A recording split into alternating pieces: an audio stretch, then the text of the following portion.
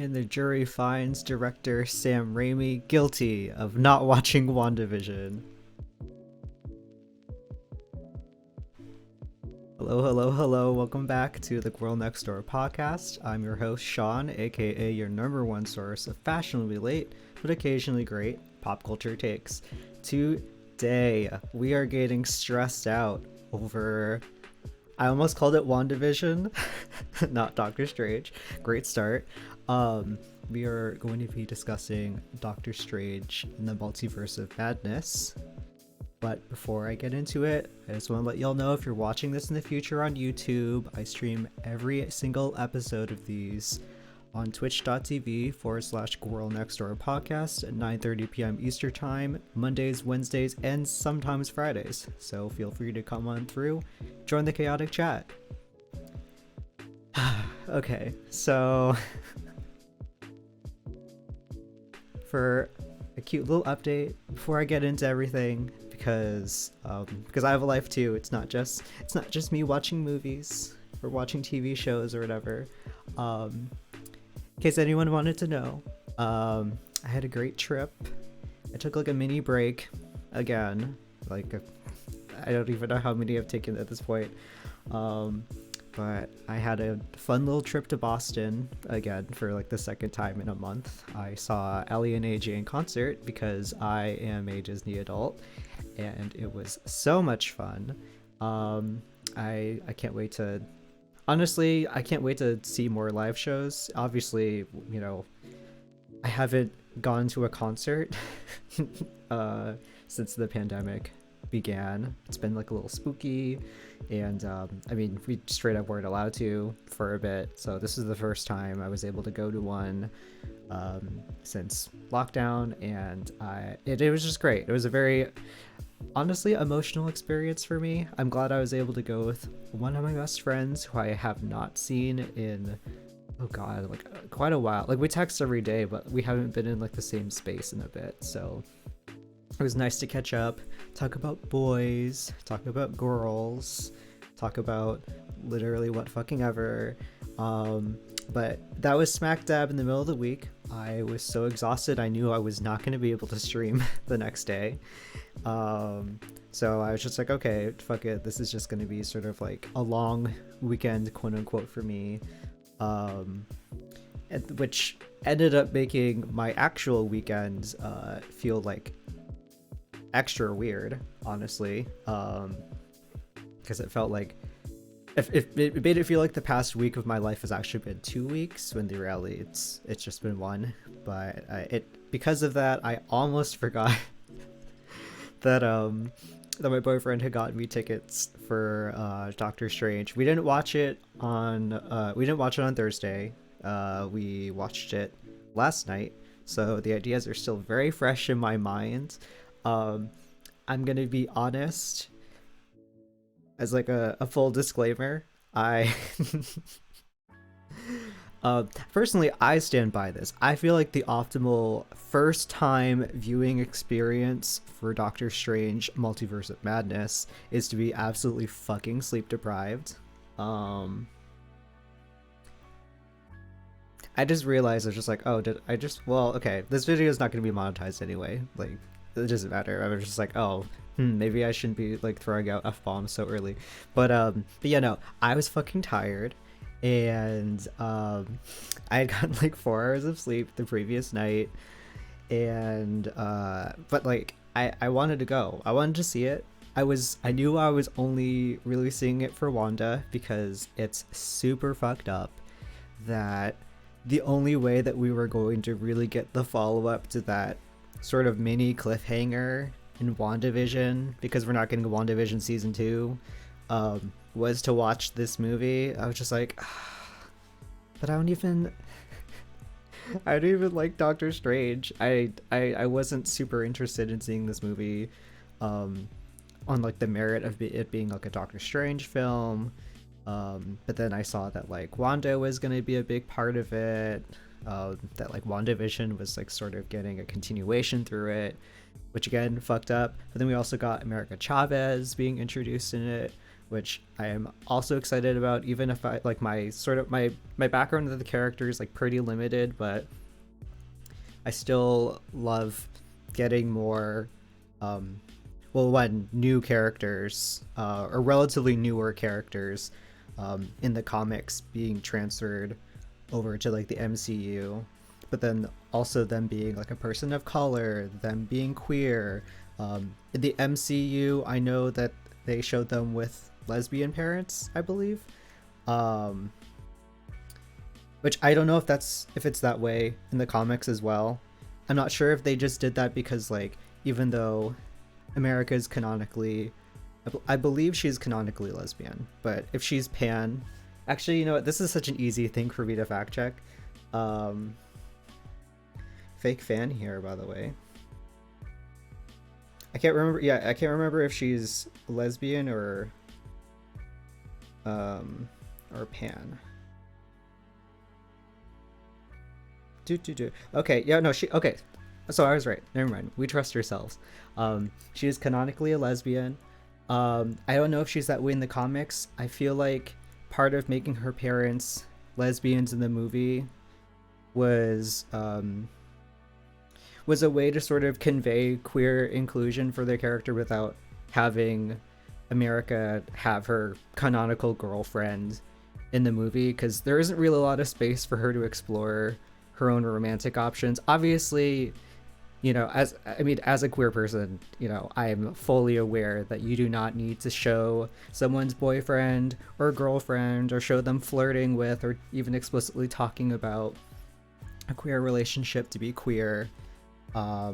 You know, like let's not gatekeep it behind appearances or being out or whatever, but like in like the visual medium and in storytelling, like it is important to like you do have to be a little bit more concrete with it in order for it to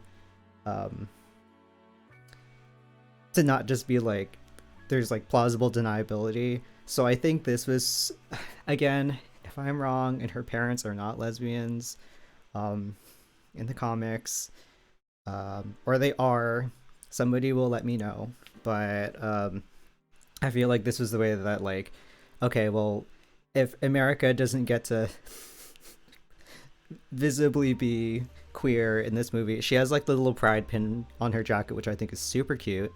But if she's not allowed to be visibly queer in this movie, then I still think it's nice that they thought about making her parents queer or showing that her parents are queer instead of straight washing them or being gender non-specific or like whatever.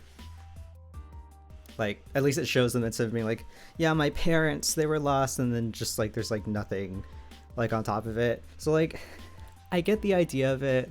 I think it's great to see queer families like anyway in like films, but like especially the MCU. I think that's great because lots of kids, I mean, people be gay but people also have parents that be gay. So I just thought that was neat. I know some people might think that that's like a little ham-fisted. I also know that there are lots of people who are disappointed that that America's queerness wasn't really allowed to be a part of her character explicitly in the movie. I think that's a perfectly valid criticism. I just don't know how like within the script they would be able to convey that, except like maybe like an offline of it. I still think her having a pride pin helps, but you know, obviously there's just like more that they could do. And to be perfectly honest, they didn't really okay, so I was gonna be nice and I was gonna be like, okay, we're gonna like start off with like the good. We're not gonna be complaining about this movie the entire time because that would be very draining for you, but also like for me. I don't want to just be complaining all the time, and I didn't completely hate the movie. But then like I'm immediately jumping in and like saying something that I didn't like or trying to like nitpick at something. But you know what, we're here to be honest, okay? Let's live in the truth. Let's be honest with ourselves. My mic just peaked so bad, so I'm really sorry to anybody's ears. But personally, I don't think America was given enough to do in the movie at all. Like her I know. I think I read like in an interview somewhere that they actively tried to like not make her time bending, not time bending, multiverse bending powers like sort of like a MacGuffin, but it kind of just it didn't really feel like anything that wasn't that. um like her arc was kind of boring. She barely had any lines in the movie. She didn't even get to be the quippy sidekick character that was like making like snarky remarks or anything, even though they kept telling us that like, oh yeah, she's like sassy, or like, oh wow, she reminds me like so much of like you, or like, oh, she's like a little bit like a firecracker or whatever. But it's just like, okay, you're saying all of these things, but I'm not like getting that from her. And it's not the actor's fault. I know there have been like a lot of people attacking, I believe it's Xochitl. I know that's in interviews she's pronounced as Xochitl. I've heard some other people say that, but I also know that a big pronunciation that people are contesting with is it like has like the L at the end, so it's Xochitl. I'm just gonna go with Xochitl because that's how she's been saying it in interviews, unless I'm completely mishearing her, which in that case, Miss Gomez, I am very sorry. But no, people have been coming like at her, and it's just like, y'all, first of all, like she did fine. She did what, like, honestly, she did as much as she could for what she was given. And also, like, I have a hard time giving shit to younger actors, honestly, because like she's 16, she's playing a 14-year-old. The only thing that I maybe would have like wanted a little bit more, and that's mostly because like I personally would have loved for like the movie to like lean into kind of more campy horror, which I know they did lean into the horror elements a lot, and that's something that I've been really wanting for the MCU. But like, just give us a little Scream Queen, give us some Scream Queen energy, you know. And she gave us a little bit, but again, like, it wasn't Sochi's fault. It was honestly the script didn't give her anything to do, and like the direction kind of just felt like it forgot about her, to the point where like the finale oh my god. Okay, also, other thing, it's in the title, but just throwing it out there again for anybody who can't get mad at me if you're just tuning in. This is a spoiler cast, right? I am going full in on spoilers. I know sort of the etiquette is like you wait for like 2 weeks to be discussing stuff like that, but I think that mostly like applies to like Twitter or like in mediums where you can't avoid like the spoilers when you scroll past them. This is like a podcast. It's not going to be like a super spoilery title. It might be a little clickbaity. I'm still sort of workshopping that. But like, I mean, this is going to be like a 1.5, 2 hour podcast. If you're listening to it like at all, you know what you're getting into. You're coming here for a specific opinion. Whether you like agree with it or not, whether you're shit on it or not, it's fine. But because of that, like, still throwing it out there, going to spoilers. So, the finale, like, I can just tell that they really forgot to do something with her character when like it's like Doctor Strange is like fighting Wanda near the end, like with Wong, and like functionally, if you looked at a script, like from like a script perspective, you 100% could just have them win that fight. Would it be like interesting? On maybe when I say it like that, probably not. But if you like have like a coordinated enough fight, you maybe throw in like some like a fun bit, then like the fight could sort of functionally operate without without America. That being said, though, I still like what they did with it. I think America sort of thinking that like, oh yeah, the only one who can stop Wanda is Wanda, and like opening the multiverse portal to show Wanda like how scared her children would be of her if they knew what she was doing. Like, I thought that was mwah, chef's kiss. Like, great conclusion. That's I loved that. I loved that there was America that thought of it. But again, like, the thing that kept her from being able to really do much of anything throughout the movie is just like, oh, I doubt myself. I don't understand my powers. I'm not confident. I can't control them, which is just like, okay, fine, fair game. You're 14. Not every 14-year-old can control their powers, especially if it's multiverse bending. That's fine.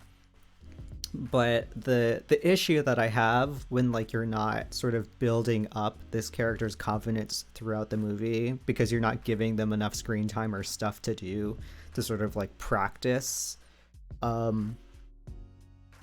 learning their powers, it just becomes like, I mean, the only outcome that we were going to get, which was a very shitty one, is all Doctor Strange had to do was tell America to believe in herself, and then like she's like, okay, and then she just does it. Like, to me, that's not an interesting arc from a character. Like, even if they did do like the power of believing yourself, it's just like, okay, fine, but like, you haven't given me enough investment into this character, like within the movie itself, to make this conclusion feel satisfying. I don't know if any of that makes sense. It's just like, I don't know. I think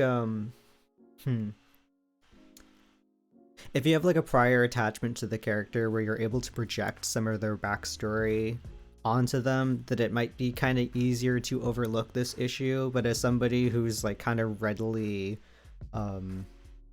willing to accept that, like, okay, well, like, MCU counterparts are going to be very different from the originals. It's about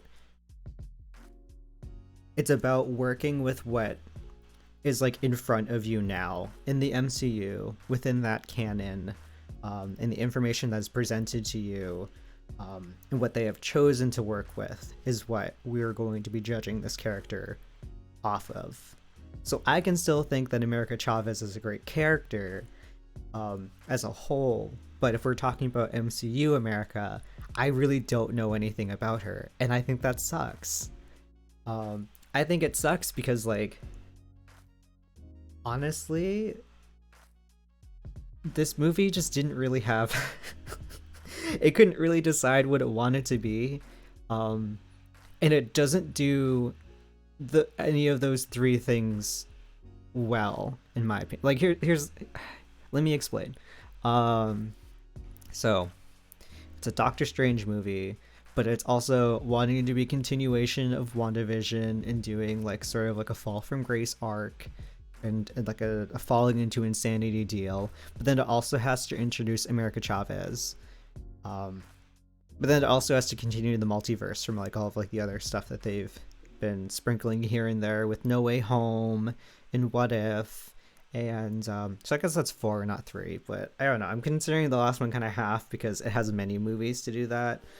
And I don't think it does any of those things like particularly well. Honestly, like, it kind of like the main thing that I see is as much as I liked Captain America Civil War, it's like it's very much doesn't feel like a Captain America movie. It feels more like a, you know, functionally it's going on, well, one, it's like based off of like the Civil War arc in the comics, and they just it's just one of those things where you stamp the Captain America name like on top of it, which might be like a little bit mean to say, but that's just kind of like how I perceived it. It didn't feel like a Captain America movie, which isn't necessarily, it's not necessarily like a bad thing, but like it means I'm just, because I still like that movie, but like I wouldn't consider it, I don't know if any of that makes sense, but I see like a similar issue or a similar mindset being extended to Doctor Strange too. And I think because of that, like, Doctor Strange just doesn't really have that much of identity in this movie. He feels like a supporting character in his own movie, but then like there's like no lead. I think like Wanda is probably the closest to a lead, but she's like the villain. But like we're not following her from like as like a villain from like the protagonist's perspective. So it's not like an anti-heroine movie, which I personally would have been okay with. It just seems like it puts a lot of energy into Wanda, the Scarlet Witch, and that kind of arc. When I mean, if you were gonna do that, I just would have wanted a WandaVision season 2. I was talking about with my boyfriend that the direction that I kind of thought the things were going was when in like the pseudo cliffhanger of WandaVision season 1.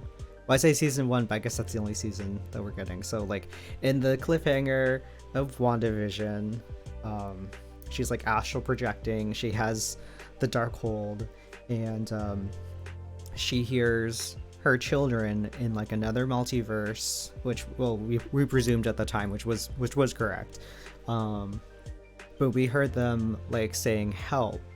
So I was just like, oh, okay, so her motivation for this movie is going to be like she wants to make sure that her boys are okay, and she also wants to know like, oh my god, there's like versions of them in like the multiverse that like exist. Then there's the temptation of like, okay, well, like I want to be with them, but then like you're displacing like a pre-existing Wanda, and like also that's just kind of crossing a lot of laws of the multiverse and timelines and whatever the fuck. And which they do go with, and it, well, sort of, they go with the latter half of my statement.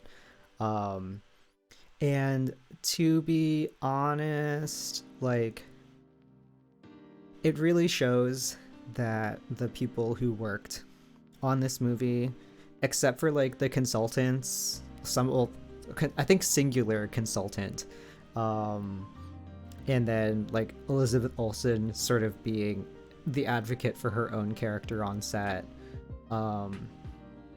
it really shows that they didn't watch the effort that like Sam Raimi admitted to not watching like all of WandaVision, which I think is like already bad. I know that Sam Raimi doesn't write the scripts, but like he is a director, he does have like a pretty big say on like a lot of decisions, and I feel like a director who watched the show, understood the conclusion of the finale, and understood the direction that this character was going in the MCU would not have been as keen on the direction that they went with in the movie. Now, for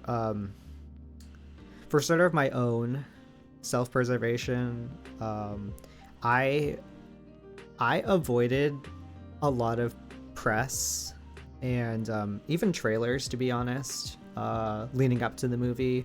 I wanted to go in like pretty blind, to be honest. I wanted to be like surprised. I knew like sort of the general framework, and then I sort of, as more people talked to me as time went on, they were just like, oh, like Wanda's just going to be like the red herring villain, but there's like going to be like a bigger threat like in the movie, which I was kind of hoping that was the case, to be honest, but like no, she was just the villain the entire time.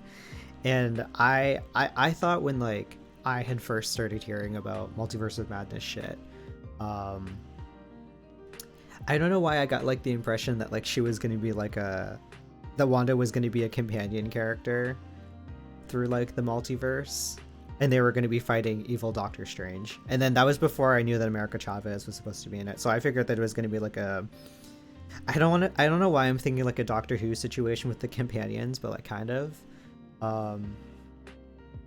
And I thought that No Way Home was directly leading into Multiverse of Madness. I thought this would be immediately dealing with the consequences of breaking the multiverse in No Way Home, and that would be what like the movie was about. And it was not that. They only mention it very briefly as like, oh, this is we have had recent experience with the multiverse, when he's talking with like America, but like that's the extent of it. Like there's no conflict that comes out of that. There's no repercussions that happen in this movie. I know in like the mid credits scene with, I believe it's Clea, she's asking him that, well, she's telling him that like, we need to fix an incursion, that's your fault, like come with me. And he's like, okay, bet. And I'm like, there's a part of me that's like wondering, is like, okay, well, like, is this going to be related to like, are we finally addressing No Way Home, or is this like related to this movie, or is this like what time incursion is this, or excuse me, what multiverse incursion is this? Now, granted, I think maybe the reasoning that they might be going with, but I don't know that that's true. I don't want to put words in their mouth, and honestly, if this is the actual region, I think that's pretty stupid and kind of lazy writing. If the solution they're going with is like, oh well, the decisions that Peter made to change the spell at the end of No Way Home, where nobody remembers that Peter Parker is Spider-Man, which I still don't know how that how that would make the other Spider-Men and villains from like other universes come to his. Like that doesn't make any fucking sense at all. That was a stupid movie. I should also throw this out there. If you liked No Way Home, you're probably not going to like the reasons for that I don't like this movie, because it is based a lot in like similar frustrations I had with No Way Home, because I was not a fan of that movie either. I don't know that I dislike Multiverse of Madness as much as No Way Home, because at least I was thoroughly entertained in Multiverse of Madness.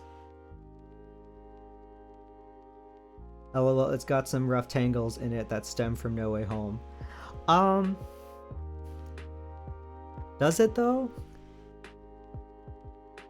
I mean, maybe I'm missing something, but I kind of got like the impression that it just like it didn't, the connection to it was like very very slight, and then everything that like happened after that was like, it's like all related to like America,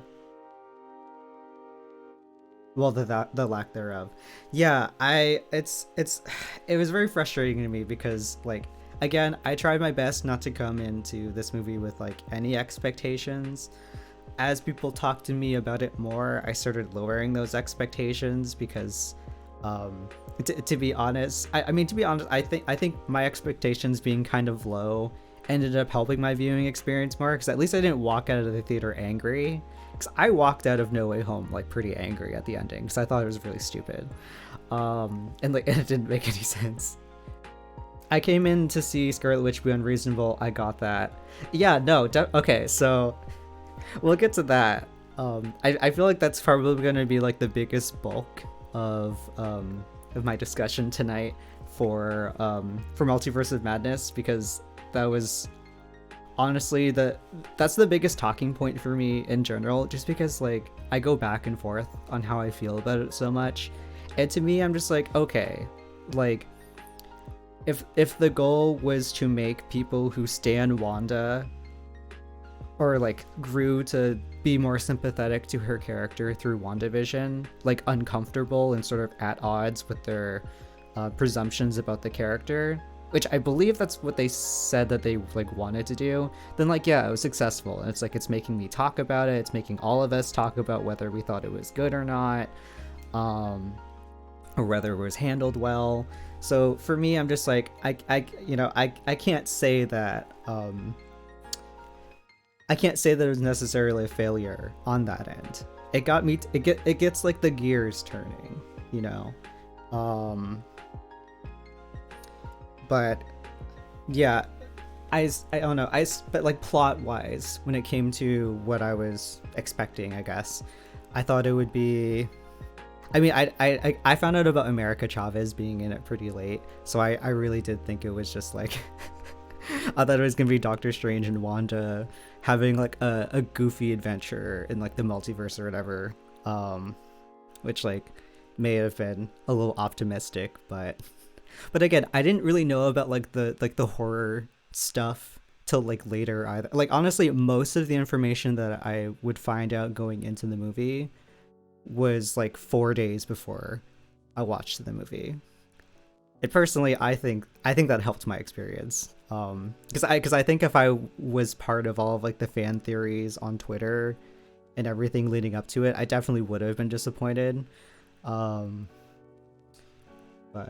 me and a friend came to the theory that the original cut was a horror movie and the reshoots were to make it less horror and more Marvel movie. Yeah, so some backstory with it. I know it changed hands director wise. I don't know if it required reshoots. But was it Scott Derrickson? He was the he was like the person who, I mean, he did the first movie, but he was also signed on to do the second one. They split from like creative differences, but I know the thing that he was really looking forward to in Multiverse of Madness was like the team at like Disney Marvel was just like, hey, so we know you really want to play with like the kookier aspects of the Doctor Strange canon. Here's the deal, this is an origin movie, kind of reel it in, you know, fall back a little bit because it might be like kind of intense as like an opener for people, save the ideas for movie 2. And you're just like, okay, fine, like as long as you bring me back for movie 2, then like bet. So they brought him back for movie 2, and apparently they had very big creative differences that happened. So he's still credited as a producer. It didn't result in a fight or anything. So like to my knowledge, he's not done working with like the MCU. There's still a chance he could come back again. Like it wasn't something that was like, so, to my knowledge anyway, like as of now, it's as far as I know, it was an amicable split. I mean, that's what all celebrity couples say. Then we find out that there's tea down the road. But and it got switched over to Sam Raimi. As far as the script is concerned, that's also gone through a couple hands. And I'm not, but I don't know how many edits it like had gone through, which I'm interested to see what Scott Derrickson's idea was first, in like the script that he wanted to work with versus the script that Sam Raimi worked with. Because like I don't know if Derrickson has like commented on whether he's watched WandaVision, but I know Sam Raimi admitted he didn't watch it. Which it showed. I looked back into the director's catalog and thought, oh, he's a horror director. It definitely felt like he went through more than one or two rewrites. A lot of clashing ideas. Oh, for sure. And because it was trying to balance so much, like it didn't even feel like a Doctor Strange movie. It also did, I think more egregiously, it didn't feel like a multiverse movie. Like they didn't play with the multiverse really that much at all in like a fun way. Like No Way Home did more with like the multiverse than Doctor Strange did. And I think that's kind of like, that's not good. I don't think that's a good sign. I feel like if you want it, like, I'm totally okay with them doing like a horror take on this movie, because like I've been wanting an MCU horror movie for a really long time. And I generally like the atmosphere, but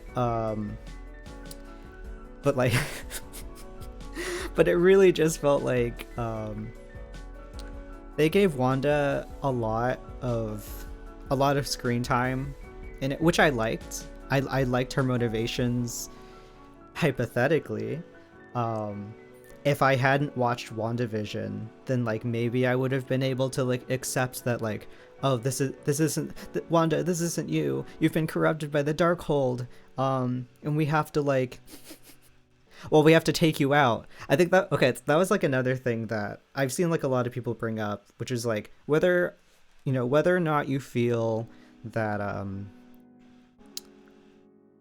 Wanda going like evil was like reasonable or not, or whether it's like realistic or not. For me, the thing that was really annoying was like if they were really running with the idea that she's corrupted by the Darkhold, then it's just like, okay, fine, then you know that she's still savable. How come Professor X was the only one that tried to save Wanda? Like, Doctor Strange, like, trying to, like, negotiate with her, quote unquote, was still just him talking at her and not discussing things with her. I think they tried to cover their asses with, like, a plot hole of just, like, oh, how come, like, you couldn't just ask America to bring you there? You know, like, why couldn't you just talk to her? Why was your first instinct to, like, oh, I have to kill this bitch and steal her powers? It's also not entirely, like, clear that taking her powers, like they just kind of say that taking her powers would kill her, but it's just like, can anyone really confirm that? Because Wanda's taken other people's powers before, specifically Agatha's, and it didn't kill Agatha. So that they just, I mean, like, I guess, you know, she's like a witch versus like America might just be like a supernatural alien celestial being or whatever that has multiverse jumping powers. I don't know, but I just feel like there's so much room for questions people could have asked beforehand, or like, hey, you know, let's shoot you a quick text, please don't kill this 14-year-old, let's just, like, you know, let's workshop it a bit, you know. I thought they tried to force tight rules on the multiverse using America as a MacGuffin. They definitely used the she's gone mad to explain why she's not making sense. It's not good. It's not, I'll say it. It's not good writing. I think the thing that's, like, really frustrating to me, and I have to sort of make the distinction. This is the part that I wrestle with a lot. Is, like, I have to make the distinction of how much do I not like what they did with Wanda's character, because this is a character that I like and I don't want to see them make mistakes, and how much of this is like a betrayal of the character, you know, like how much of it is just like me projecting and, like, wanting the writers to do every single thing that I want them to do exactly the way that I want it, and how much of this is just like, no, you actually should have just, like, sat there and ate your food. Like, sit down, sweetie, let some other writers in the room, okay? I know your projects are, like, very precious, but, like, you know, maybe workshop it with, like, some, I don't know, maybe, like, some women in your office who might not like seeing the betrayal of somebody who's dealing with the potential, well, like, the loss and potential, like, ability to get back, like, with her children, grieving mother arc, like, being played as, like, hysterical, and that they're bad and that they're not allowed to, like, grieve in a healthy way, and that the only way that this, like, arc can naturally conclude is if she, like, S-words herself as, like, a sacrifice to destroy all of the Darkholds across, like, every universe, which, like, also doesn't make any sense. Like, you had the power to do that. You had the power to destroy, like, Darkholds across the multiverse, but, like, you didn't know how to, like, get yourself there. I don't know if, like, the rules for, like, the Darkhold are just magical. I mean, like, magic is magic, so you can kind of just make up excuses to why, like, you can't do this very simple thing. But it's just, God, it's just a lot. I remember for WandaVision, there was talk about how Wanda's old writing that was taken for WandaVision also was in high contention because of how much they blame her irrational emotions as the problem. Yeah, like, the thing that I liked about WandaVision, which I think, like, a lot of people did, was that it was a story about grief. And it was a story about, like, how being so enveloped in your grief, you might not realize that you're hurting the other people around you. And by the end of the series, she reaches that point of acceptance of, like, not only do I have to continue living with the lack of these people in my life, but I need to stop lashing out at other people. Does that mean that she's never going to do that again? Obviously not. You know, that's, like, something that people can discover in their, like, teens after one therapy session, and they continue making up, like, that same mistake and fucking up until their 30s. Okay, like, I get it. I'm not saying that, like, her reaching a mature emotional resolution at the end of WandaVision means that she can never make a similar mistake or make any mistake ever again. That's definitely not the point that I'm like getting at.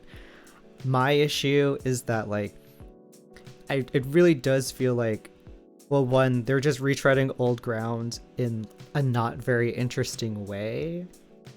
And two, that like, again, you're really banking on like the Darkhold fucking with her ability to think straight, in order for her to like justify her being like evil. And it's just like, okay, well, even so, it's just like,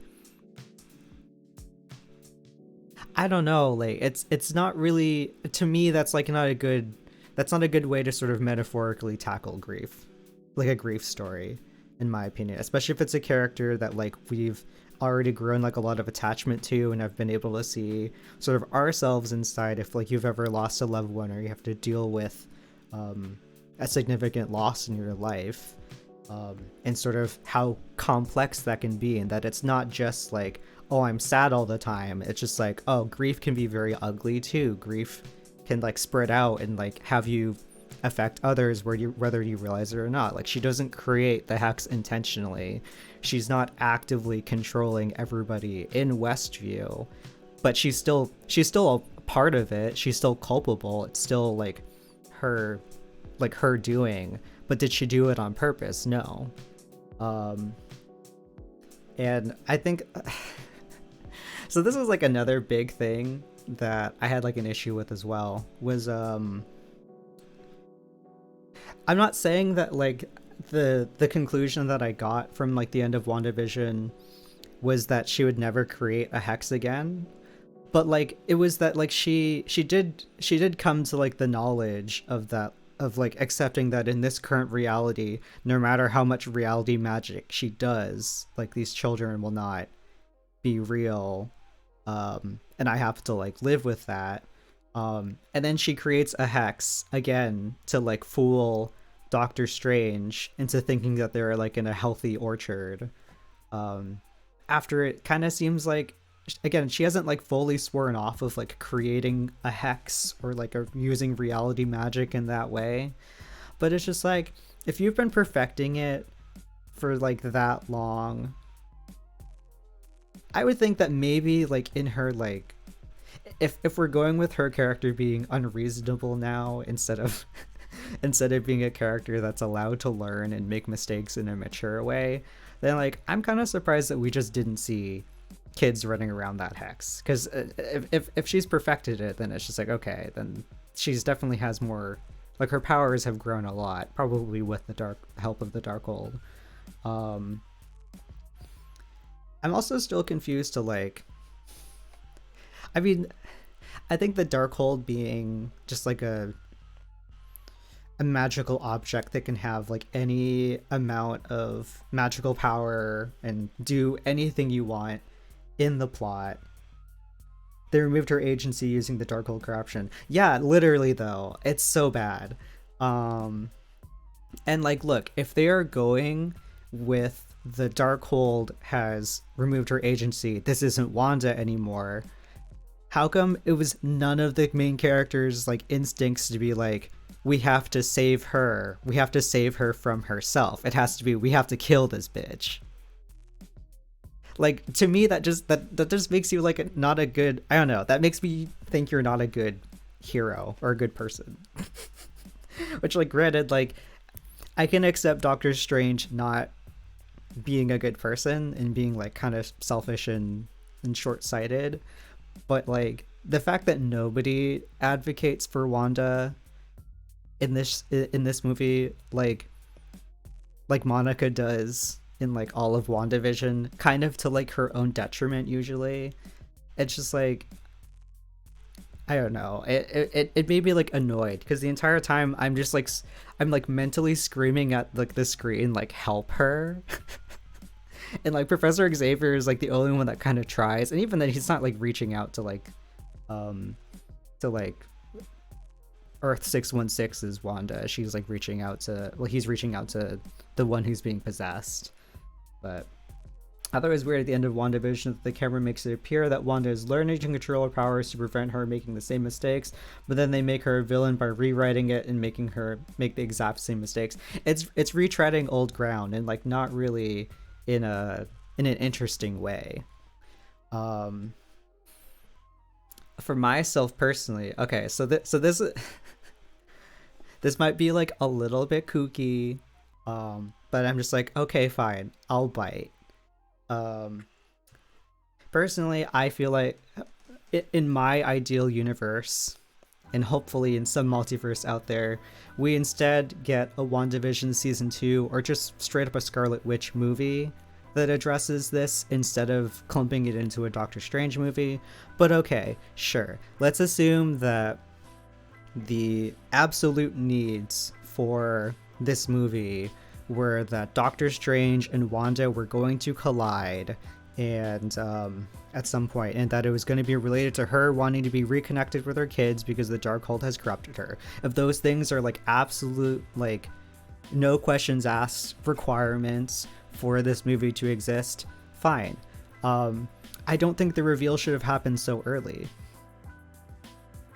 I think personally, I think evil Doctor Strange, if they're because they did literally nothing with evil Doctor Strange, but like, again, I'll bite.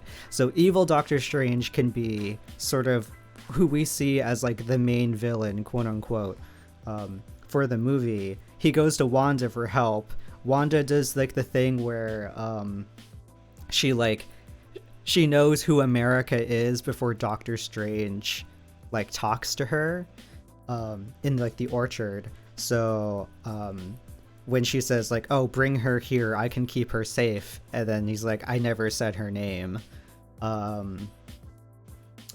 you know, instead of him like immediately catching on to that, how about that's just like a breadcrumb that's like sort of left throughout the movie. We have Wanda be a multiverse companion for the movie. Sorry, America Chavez, I need you to have your own solo stuff. And then like the reveal is that either, I mean, like at that point we have enough time to see like Wanda interacting with the Darkhold to feel like maybe the corruption was like was warranted, or this is actually evil Wanda. Like this is a different Wanda entirely. Literally anything I will take over what we got.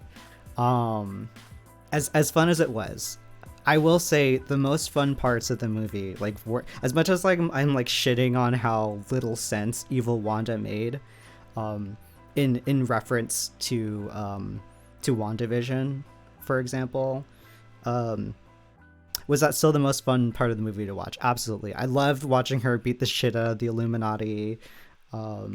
I loved the Carrie references. I mean, any of the horror movie references I think were great, but just like her, like absolutely slaughtering everybody. It gave me, I don't know if anyone knows like the scene from like Invincible where Omni-Man kills the Justice League, but it literally felt just like that. I think someone in the writing room really liked unapologetic Wanda to the point where they wanted her to be evil again to get some magic battles that aren't flying lasers. Bizarro characters are only worth it if they're main villains mean, not a secondary obstacle, because they normally use them to go over the backstory. Yeah, I think, okay, so that's my other complaint with like the movie though, is like, so I really like Wanda being overpowered, because, you know, Slay Queen, but also I mean, you can tell me like how you feel about it. I thought the fights in the movie were like boring as shit. And that's something that was like never going to change with like sort of when like the main people fighting are just magic and like have lasers or telekinesis or whatever. It's why when like Wanda was just like bodying everybody and sort of and like using her like her telepathy to like manipulate people and create illusions to fuck with people and just kind of turning into like a demon basically. That's why that was fun, because it was more creative than them just like going pew pew pew. I like the way Doctor Strange Universe Way of Magic more than Wanda's. It was very DBZ versus Naruto to me. Maybe I just don't remember enough about the original Doctor Strange to where like I might like those fights more. I just generally didn't like the fights in this movie. I thought there was like pretty boring. I thought like the action when it wasn't just like them being chased by Wanda in like that like sequence just like didn't do anything for me. Like I didn't care about like the fight at the I keep wanting to call it the Sanctum, but no, that's not what it is. It's like the I'm just gonna call it the Magic School because I think it starts with a K. I don't fucking remember. I'm a fake fan, sorry. But like where like all the students are getting bodied or whatever. I didn't care about that fight at all. I didn't like how they just made her like kind of just bitchy, just like this is me being reasonable. It's like the Karenification of Wanda Maximoff was not appreciated. I like when they do martial arts magic, not literal magic. That's fair. I will say I think my main reason for not revisiting the original Doctor Strange is probably like the Orientalism and like Eastern mysticism aspects of the movie. That's probably why I haven't returned to the movie.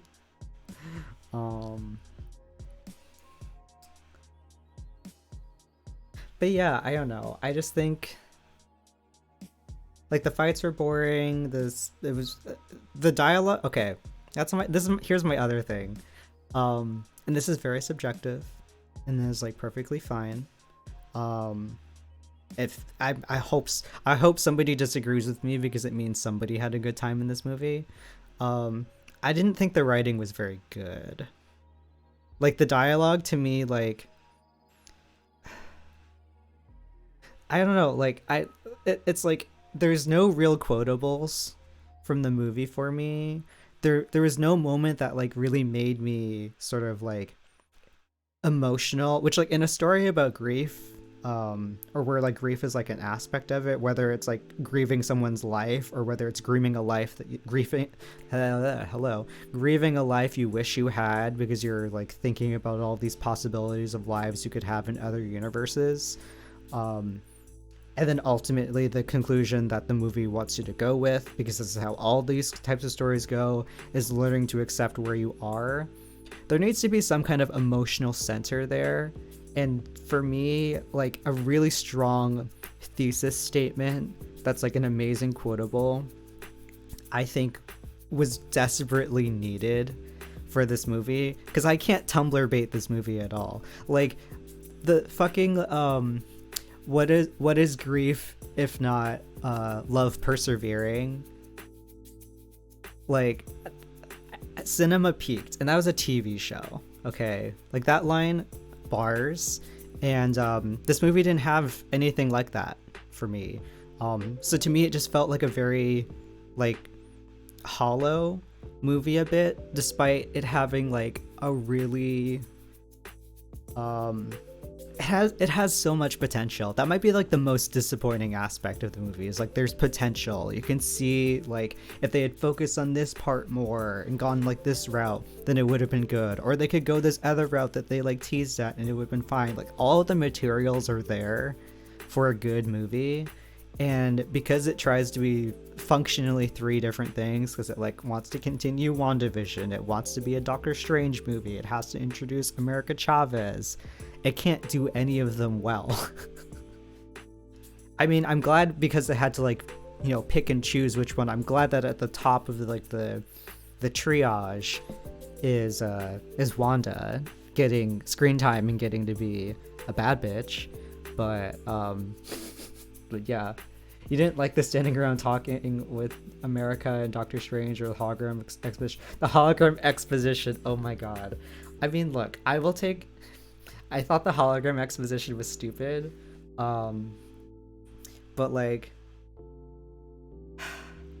I hate that I have to give them points that there are so many other directors that would not have even like bothered with the element of visual storytelling with it. Like at least there were aspects of it that like kind of alluded to you know, show not tell, but like they still tell, like they still explain the hologram. It's also like which like they didn't need to explain the hologram either, because I felt like it was like a pretty clear visual. But I like the out of context memes. America's in danger. America's running out of time. America, believe in yourself. True. But yeah, I don't know. It just felt like the movie didn't really have an emotional center for me. Like the closest feelings that I had in like the movie was like, I feel kind of bad for Wanda, but like that doesn't come from the movie itself. That comes from me having a pre-existing relationship with the character, which isn't good writing for like the movie's sake. It's great for like the overall arc of the character. It's great for Elizabeth Olsen like carrying the entire cast in this movie by being the only one who emotes, but no, that's not entirely fair, but I mean, I don't know. I really only think about her performance in this movie, which like again, like definitely shows my Scarlet Witch bias. I 100% own that. But like literally nobody emotes in this movie besides her. And like America when she screams. And I guess Rachel McAdams' character like when she screams too, but like it's like everybody's just so flat, and like I know it's not these actors' fault. Because like I know that they can all individually act. It really comes down to directing at that point, which like is still also frustrating to me because it's just like, well, it also comes down to like the writing, but it's frustrating from like director's standpoint because it's just like we have Sam Raimi as a director, and like he's not like pushing the dialogue to like the best that it could be. I thought it was unfair for America's actors to get nothing to work with because she seems confident. Yeah, so Xochitl like I hate the amount of hate that she's been getting online for her performance of like being wooden or being annoying or whatever. It's just like she doesn't get that many lines in like the script itself. Despite supposedly being very important to the story, she doesn't really get to have a personality outside of like them just telling us that she's supposed to be kind of snarky, which is like, okay, but that's like that I'm sorry, girl, you're all showing up to the same party wearing the same outfit. Everybody in the MCU is snarky.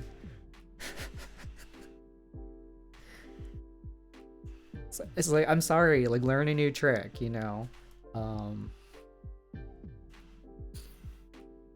But yeah, I don't know, it's frustrating because like if they want this to be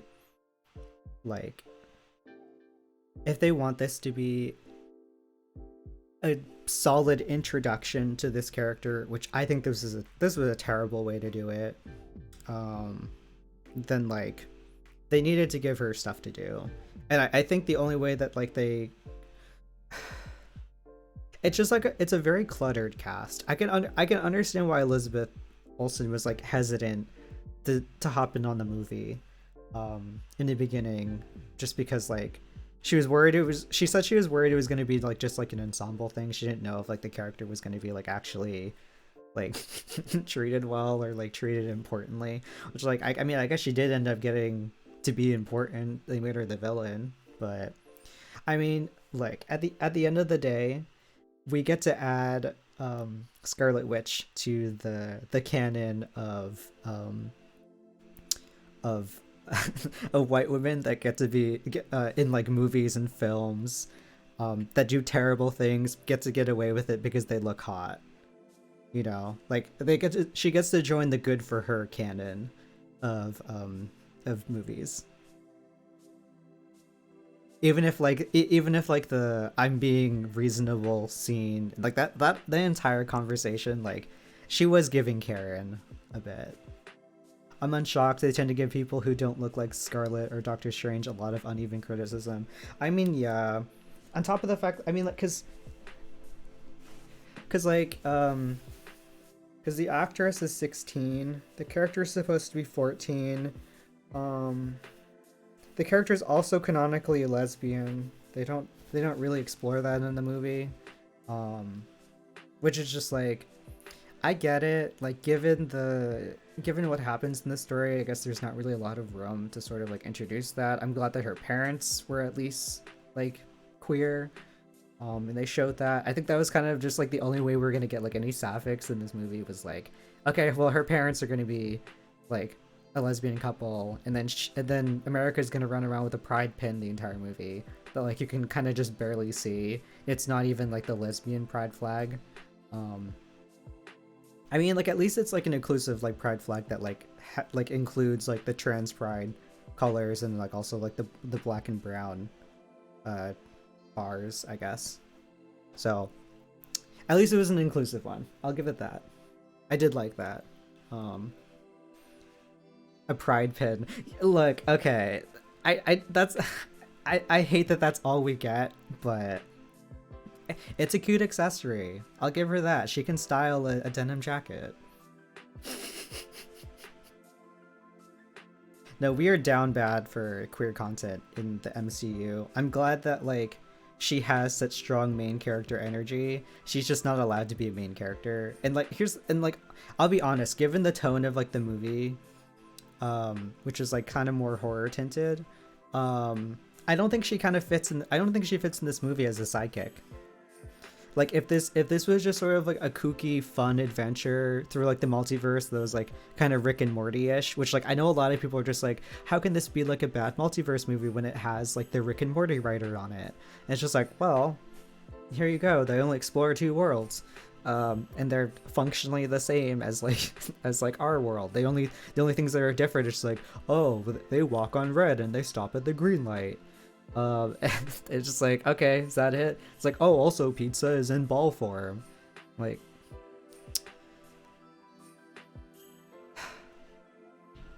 I feel like honestly that I was talking about this with my boyfriend that when I think of a Marvel piece of media that gets to show alternate versions of all of the characters, looking different, being aesthetically different, and existing in a world that's functionally different than their own, that almost makes WandaVision a better multiverse show than Multiverse of Madness. And it's not even a multiverse show.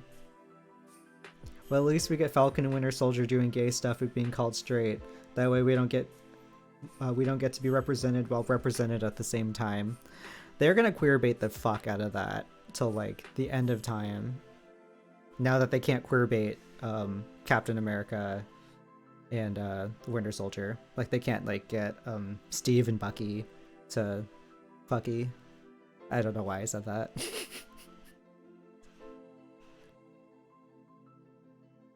But yeah, I don't know.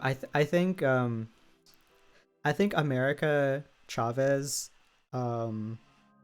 if okay, again, if they absolutely had to keep her in this movie, like if she was like a non-negotiable part of this movie, in my version of this, I think that fine, like you can have her, but she's a scream queen the entire time. She is like a girl whose only power is running through like the multiverse, and she can't even control it. So otherwise, she's just completely at the mercy of Wanda and like her army of demons who are hunting her down. Just make that movie. You don't need Doctor Strange. Make it America screaming her head off and like running from monsters like an actual horror movie. Period. I don't know. I feel like there's like lots of like other fun ideas that you can do. But I think that like that like America getting to be like the Marvel's, well, the MCU's first real scream queen, which I don't even think is entirely true, but like on the big screen, I will accept her as our first scream queen. And they did lean in on this being like a full horror movie. That would have been so much fun. I would have loved that movie. Because then like you don't have to like, I'm okay with Wanda being powerful obviously, but like she has to be ridiculously powerful in order for her to like seem like a threat in this movie, because you have Doctor Strange and like the fucking Illuminati, who get bodied anyway. So you kind of just like, and she also has to go against like an army of like trained students in ancient arts, and she just like bodies all of them. And I'm just like, you know, you could like, if you scaled it back like a lot, maybe people wouldn't complain about her being overpowered, because if your main character is just somebody who can't do anything and is functionally powerless, but like she gets to have her own agency within the story, that could be fun. Wanda reminded me a lot of Fear the Game, which is also a Carrie reference. Yeah, I love the I love like the drip of like blood like on like her head as she's just like hobbling down the hallway chasing after that. It's very Carrie. Um Again, the horror stuff in this movie I loved. Some the jump scares were kind of dumb. There's one jump scare that was like when they're in like the tunnels or whatever, and like it goes into slow-mo and like they're seeing like the water drips or whatever. That kind of went on for unnecessarily long, so it kind of killed the scare for me entirely. Like it was not good. Honestly, most of the jump scares weren't good, but I'm kind of biased because I'm just like, I'm somebody who doesn't really like jump scares anyway. I have very sensitive ears, and so if I'm in a theater and we have like a jump scare that's like a very loud noise, it's like very that's like very brief, it's very it's very uncomfortable for me. I mean, I know jump scares are supposed to be uncomfortable, but it's like, it's not the fun kind of uncomfortable for me. It is like a little bit, I hate to say triggering, but like kind of I know that's such like a millennial term, but like it kind of is. So to me, it's just like not really it's not great. I like suspense, so I was starting to get excited by the change in genre. Yeah, no, I agree. I love suspense. I do like scary. I just don't like jump scares. And like certain levels of gore. I will say, okay, so my on like my list of things that I absolutely do not stand for in like a horror movie when it comes to gore. There's lots of things in horror movies that I don't stand. I think having assault in like a horror movie for shock value is really stupid and unnecessary and like very exploitative. And most of the time it comes from like, it's like directed from the male gaze, so that just makes it really creepy to me. Like, it's not good. So like, you know, so I don't stand assault in like a horror movie. But as far as like violence is concerned, I really don't like eye stuff. So the fact that the first demon is like killed by like ripping its eye out, I thought that was like, okay, this isn't for me. I kind of like turned away a little bit, like into my popcorn when I saw that, because I'm just like, ew, gross.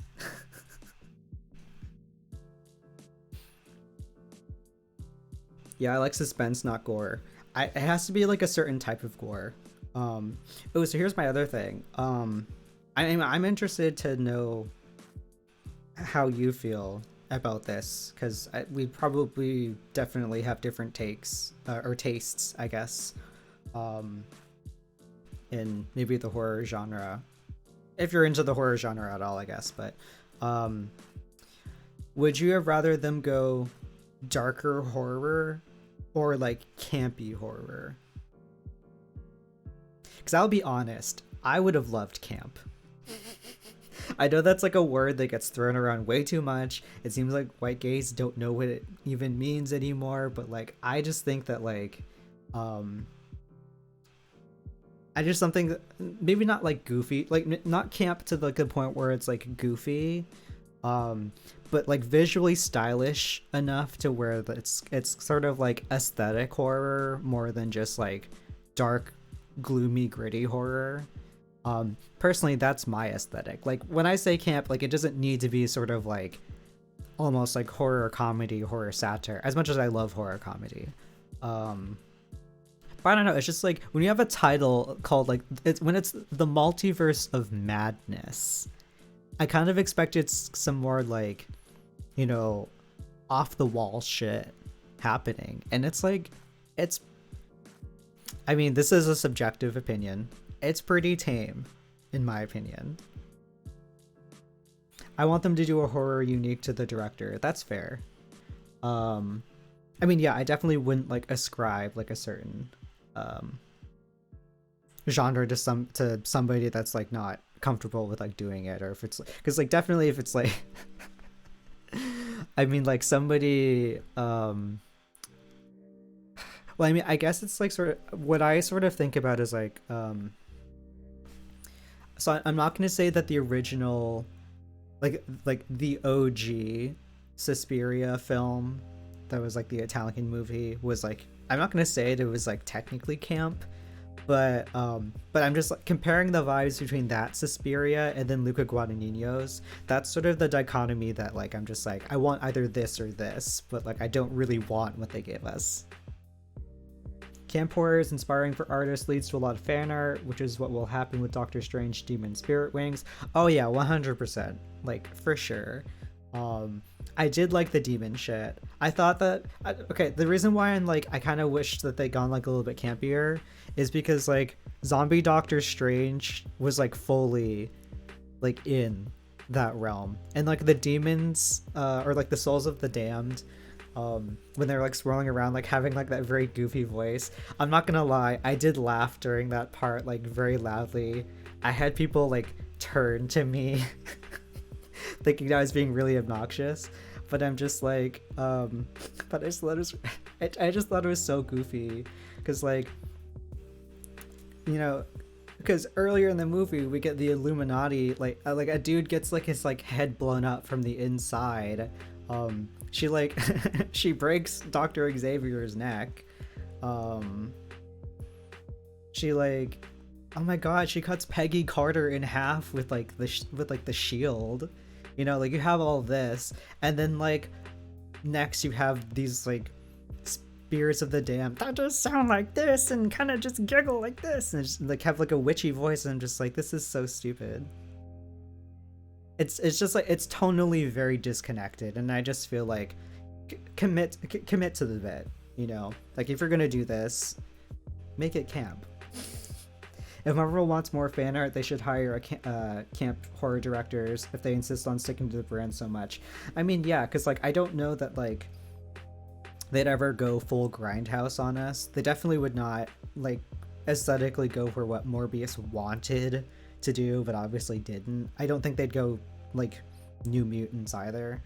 I feel like Marvel is always going to be going for like a little bit of like a fun angle that's like different than what like the DC what DC's take on their movies are, which is like significantly like darker, like grittier. I always feel like Marvel's been like a little bit more fun, so like if they were gonna do horror, I kind of wanted it to be like a little bit more fun horror. It can still be scary, like I think a lot of people when they hear of like camp horror will think like horror satire, but like that's not like always the case, you know. But I just think that with like given the Marvel formula of it being like characters that are like constantly quipping back and forth with each other, because every character has to be snarky, that's like the common character trope and like personality type of literally every MCU character. You know, like it's just like it's like already like within the DNA, you know, like they're not gonna do art house. Well, I say that, but then Eternals was definitely more artsier like MCU movie, but that's why people like didn't like it. It's like because it was like too different. Personally, I liked Eternals. I think me saying that is like probably also going to invalidate a lot of the opinions that I like make during this episode, and that's perfectly fine. I liked Eternals, but I think a Marvel carry would fit better in that universe. Camp horror could also just be horrifically ridiculous. Yeah, I mean, here's the thing.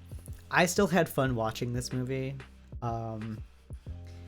It just wasn't always like good fun. Like the fun for me was like around like the halfway point. Around the halfway point I just gave up on the movie entirely. Which like I think made me it made the experience easier for me, because then I'm just like, okay, well, like, any of like the stupid shit that happens now, it's like I don't care anymore. I can just kind of laugh at it. I want more of that director because she's better at indie films with a budget. She'd be great. The Eternals director. Yeah, Chloe Zhao is great. Oh my god, do you know what I would love though? Okay, so I'm manifesting in like my alternate universe Not only this movie just like a horror film that focuses on America being chased by Wanda, um, and then they don't explain the threat at all. It's just like Wanda being evil because we're only getting America's perspective.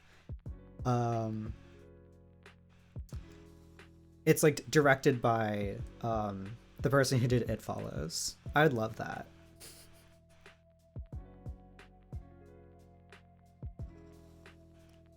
But I mean, there's other horror directors I can like think of, but that have more experience, I guess. But I don't know why that was like the first person that I thought. I mean, I think the idea of like somebody just like wandering through multiverses and then just like having this figure chasing them the entire time in like different ways, it's just like I feel like the connection for me like kind of makes sense on like the weird brain wiring or whatever.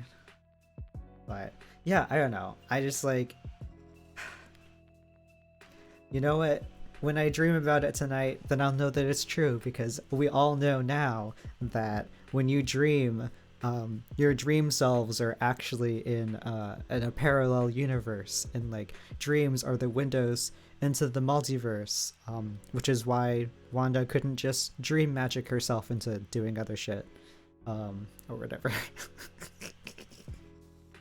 And that's how America knows that she's the only one of herself in all multiverses, is because she doesn't dream, even though that's a thing that a lot of adults don't experience. Oh my god, it's so stupid. And then like, I mean, I have it on screen right now. I have to talk about it. I was really hoping after I had seen the trailer and like some of the images of evil Doctor Strange's third eye that they would fix it, and because of like all the cyberbullying that was happening because of it, because it looks so bad.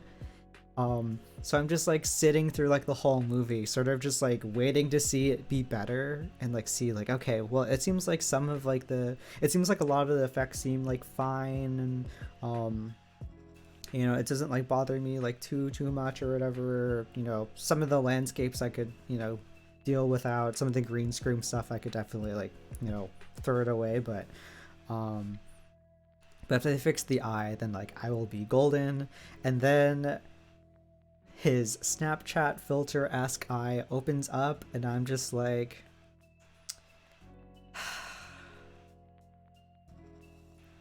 I mean, I got to make a TikTok about it that's doing like okay, so I'm like, all right, I guess I got something out of it, but but it's so fucking bad. I just know that their team is embarrassed. They're embarrassed at how terrible this third eye looks. I can't believe that. I mean, here's the thing. I hate it, but to be honest, would I be happy to see this eye again moving forward? Absolutely. I think it's so funny. I audibly like chuckle every time I see it because it just looks so fucking stupid. Like I'm just like imagining in like, I mean, I'm still not entirely sure what phase 4 really is gonna, and we're on phase 4, right? Um but I'm just like imagining they reach like their Thanos level threat or whatever, and like everybody's getting beat up, and like Doctor Strange is just like, don't worry guys, I got this, I'm gonna unlock my third eye, and then it just it just like shows up on his forehead and completely takes me out of the scene. Like I am waiting for that to happen. I will be the loudest person in the theater. I will be so annoying to everybody else. I was trying really hard not to be annoying when I saw it last night when I watched it with like in theaters. Yeah, the forehead eye was so funny. It was. Oh my god. But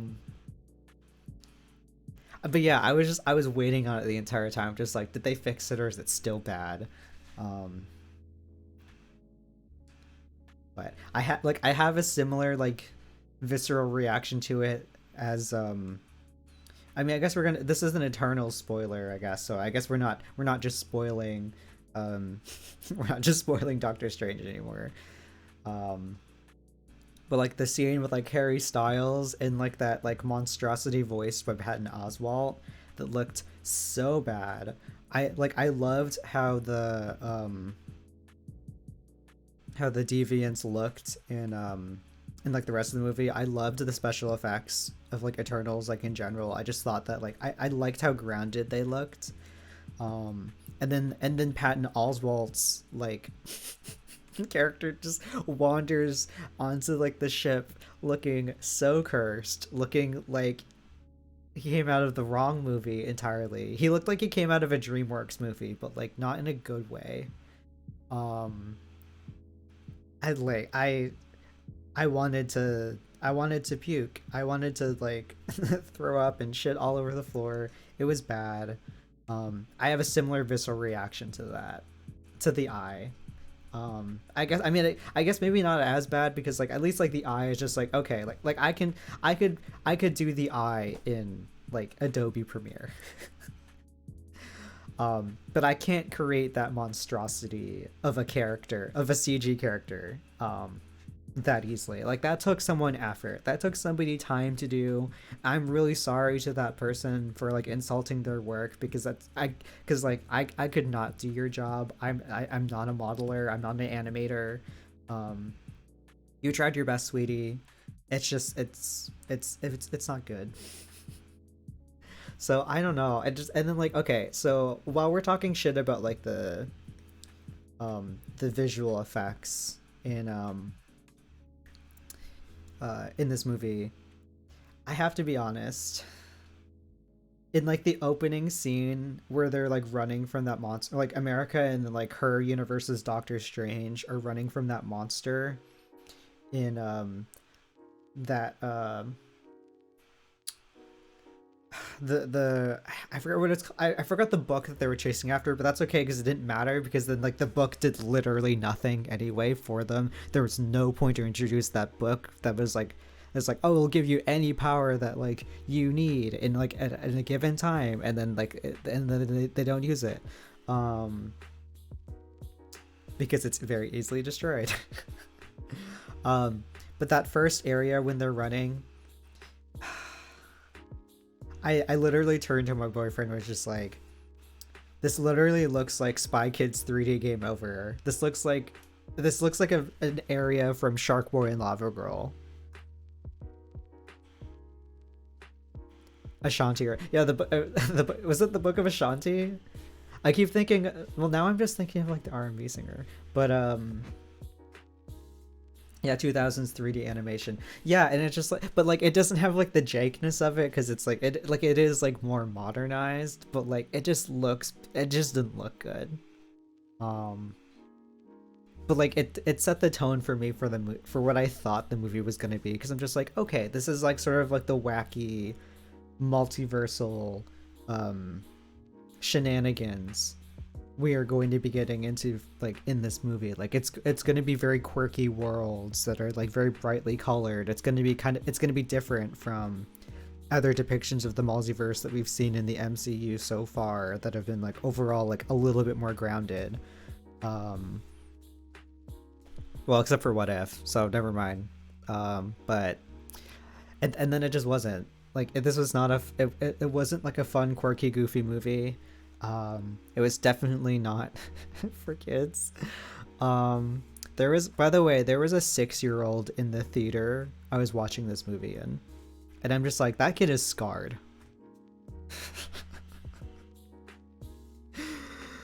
I got it from my seat like after the credits rolled and everything. I saw this like tiny ass kid. I'm just like, why would you bring them here? That child will remember Elizabeth Olsen's face. LOL. That child's gonna remember a lot. But yeah, that was not a movie to bring a kid to. But God, it's like, I know there are some arguments that I've heard that are like, maybe the movie they should have pushed for the R rating because then they could have like gone in on like the horror a little bit more. I don't think it's like necessary personally, but I mean I wouldn't mind, obviously. I think like an R-rated MCU film is like also another thing that's been like a long time coming. that I've been wanting. But I guess if it was going to be any movie, then like it might as well be the one that's like horror themed. But like again, they didn't even like fully deliver on, well, I mean, did it deliver on the horror? Not really. It had spooky vibes, and it was always edging us towards like that direction, you know.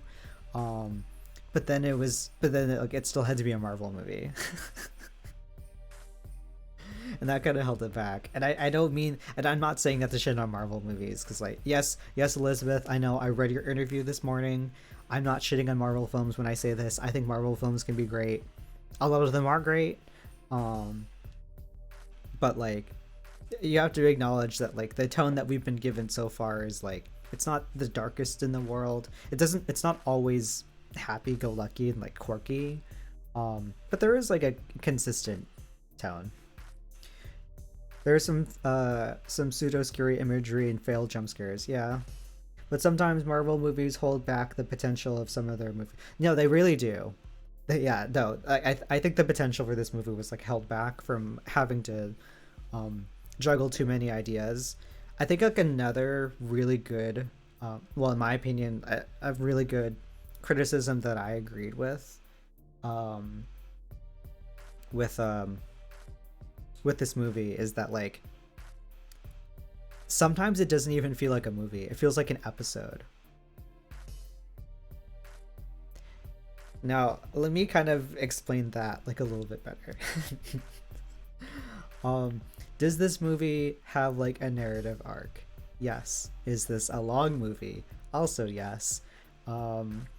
But does this movie feel like it's like part of a serialized show where there is a next episode that is going to be giving you some more a little bit more of a satisfying conclusion than like this? Like yeah, because it's not Empire Strikes Back syndrome where like this is the in-between movie of like a trilogy, but it's that feeling of like a teen drama where like you're following three main plots throughout the season, and you kind of just picked a random episode that season to capture a very specific part of that character's story, but it's not the series finale. It's not even the season finale.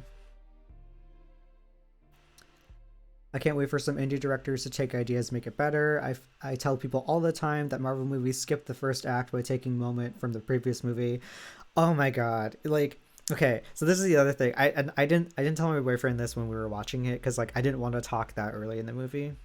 But like I'm gonna be honest, I don't like opening a movie like the way that they did, where it was like in media res. Well, I guess it's technically not, because it's like, I guess technically in media res is that like you're taking it like a moment like from later on in the movie and putting it in the beginning. So I guess that it's not technically that, but like I don't know. To me it's I don't like opening movies with chase sequences that deliver small bits of information in the beginning at a time, but like it doesn't feel like a strong start. Because like for me, and maybe this is me being like a little bit of like a film snob, but I swear I'm not. I swear to God that I'm not. But for me, a good movie has an iconic first frame and an iconic final frame, and this movie did not have either. Here's the exciting part of the movie before I skip to the boring part. Yeah. I mean, yeah, basically. And then like, I don't want to say it has little narrative consequence, because it does, because it sets up the whole, well, I mean, yeah, it literally sets up the movie, and it sort of teases part of America's quote unquote arc, where she has to learn to trust people because like her version of Doctor Strange like tried to kill her to take her power because like you can't control it. But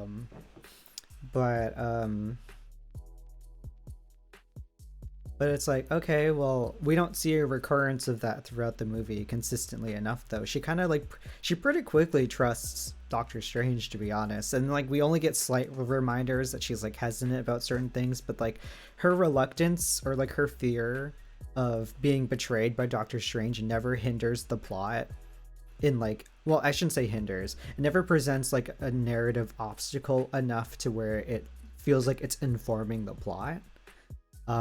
It's just sort of like, oh, I don't know, my universe is Doctor Strange like tried to kill me, so I don't know if I want to go get pizza with you. And then the next scene is like, let's go get pizza, I guess. It's like that. I mean, obviously that's not something that literally happens in the movie, but it just kind of feels that way. Like the most that you'll get that sort of ties back to that is just like, oh, but he did this and I didn't like that, and like I don't know that I can trust him, but like he was right not to trust me because I can't control my powers. And then the conclusion of the movie is just like, you're gonna take my powers, aren't you? You should. You're better at controlling them than me. He's like, no, I'm not gonna fix this. You are. Just believe in yourself. She's like, okay, I guess I do now. Bam. I think they realized there's too much Doctor Strange and Wanda to give America more focus. I definitely think the movie being a movie held her back versus a TV series. Oh yeah, I would have loved an America TV series.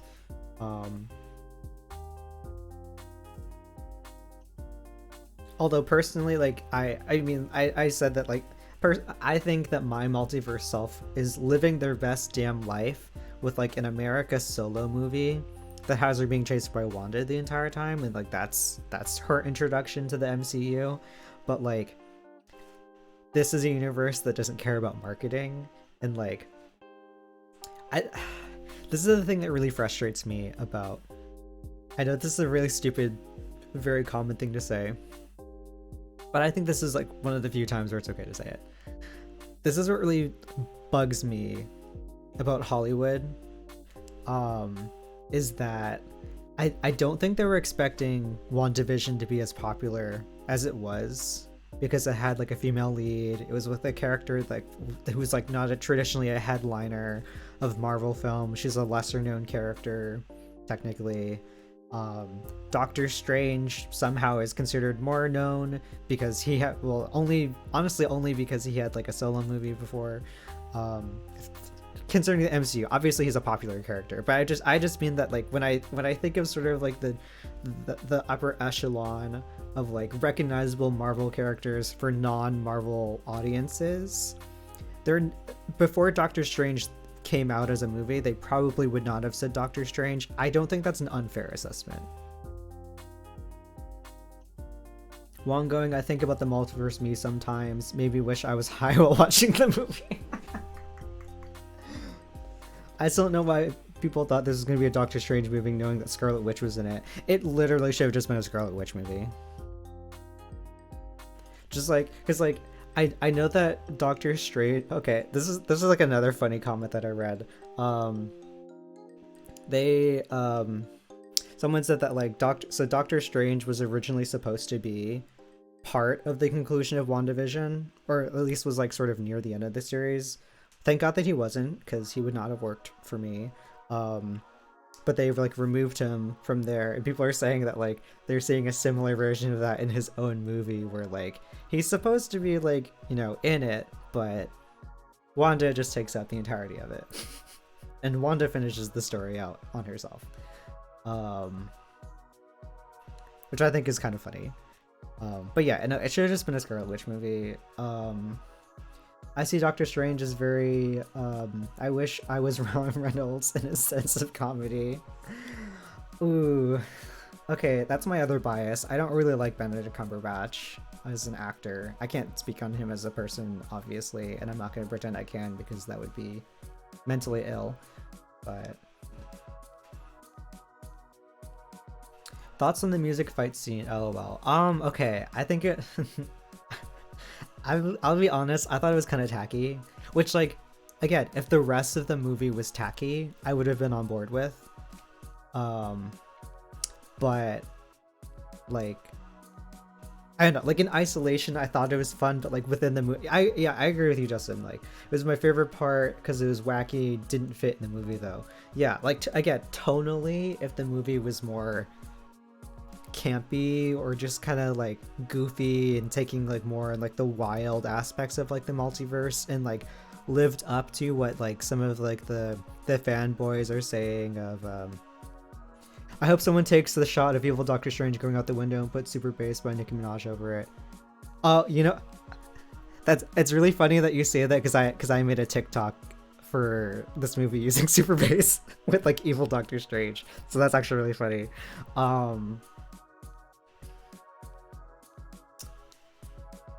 It's me, I'm that girl, I made that TikTok, but it just came out of nowhere. Yeah,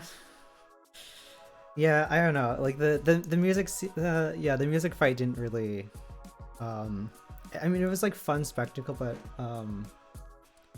okay, it does tie into like the other complaint that I had. This movie is very 3D bait heavy. Like there's so many scenes in it that like you can tell that they wanted you to watch this in 3D in a theater. There's so many moments that are like that, including the music fight scene, and it's honestly annoying. And it also it ties back to me like thinking that of like the Spy Kids 3D Game Over and Shark Boy and Lava Girl era of movies that were like baiting that super heavily. Hence the Spy Kids 3D vibe. Yeah, exactly. Like there are so many moments that really baited that, and to me that's, I mean, I didn't watch it in 3D, so I thought it was tacky. I thought it was super tacky, actually.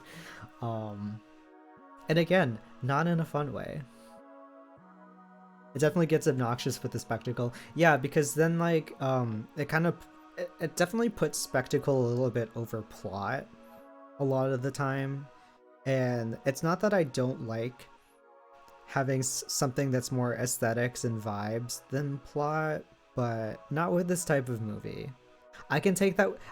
I can take it with Euphoria being all vibes and no plot, but with like a Doctor Strange movie that's supposedly supposed to give WandaVision fans closure by killing the character that you like, over for like being stupid is like that part doesn't work. It is a little bit obnoxious. But that's just how I feel about it. I don't know. Ooh, let me bring the music down a bit. I don't know if it's too loud for y'all, but it is loud for me.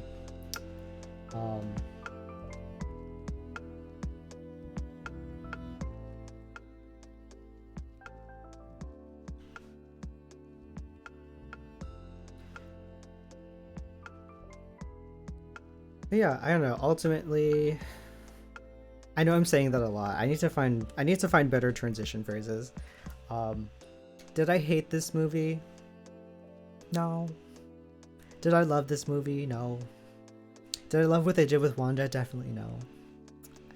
Would I say it's a betrayal of her character?